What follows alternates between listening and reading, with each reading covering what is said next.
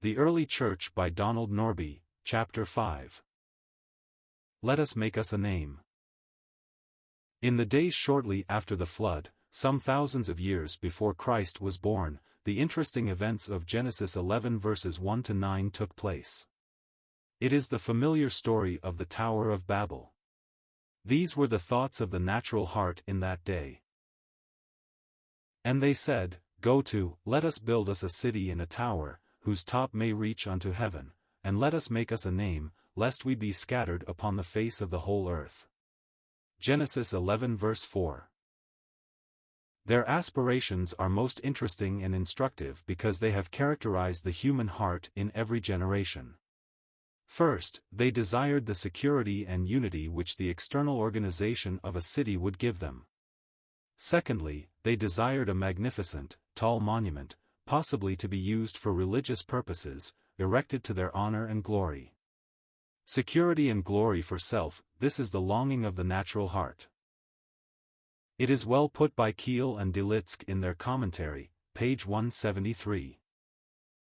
The real motive therefore was the desire for renown, and the object was to establish a noted central point, which might serve to maintain their unity. The one was just as ungodly as the other.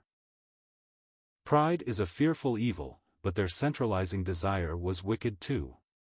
It revealed a disobedient heart, they were commanded to fill the earth, and a heart that wanted security and unity based on man's efforts.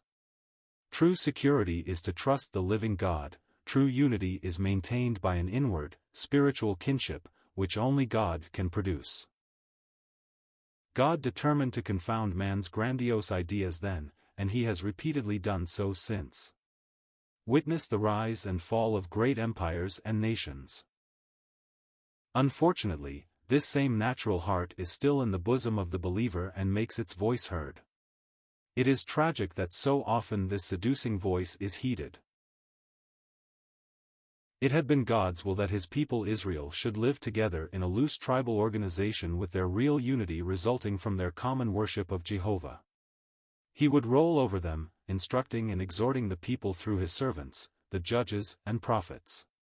Their ministry would be more or less an itinerant ministry, recognized because of the gift of God, 1 Samuel 7 verses 15 to 17.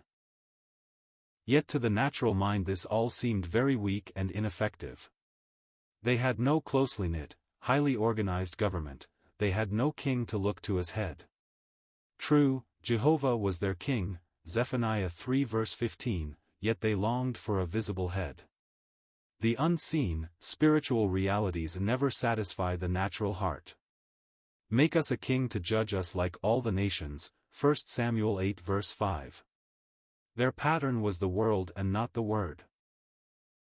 This longing for external unity and security, along with a desire to belong to something big has always plagued God's people. The history of Christendom repeatedly reveals these tendencies. The Spirit of God does a real work, souls are saved and gathered together in simple, earnest companies. There is a lack of external organization, no denominational machinery, no mission boards, no training schools for preachers, no loaning agencies, all is done in simple faith upon the living God. Instead of belonging to something they belong to someone. Instead of making a name for themselves, they magnify his matchless name. There is apparent weakness, but actually virile, spiritual strength. There is apparent disunity outwardly, yet true, inward unity based on a common life. However, time and again this delightful New Testament simplicity has been broken.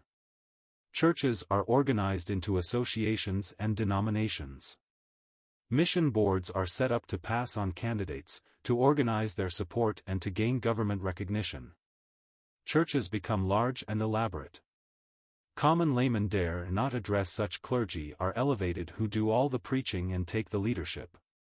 Training schools are established for such and, in time, only graduates of accredited schools can serve as missionaries and pastors. All of these tend to give external unity, security, and to make a name for the group. Who wants to belong to something small? Church history flashes the above picture on the screen of time repeatedly. It is a warning for us. The simple, autonomous assembly of the New Testament looks weak, but it has the security of Jehovah God. Assemblies meeting in such simplicity seem disorganized outwardly, but running deep below the surface is the living unity of the Spirit, which unites all true believers into one new man. Through it all man's name is nothing and his great name extolled. God's ways are best. Not unto us, O Lord, not unto us. But unto thy name give glory, for thy mercy and for thy truth's sake. Psalm 115 verse 1.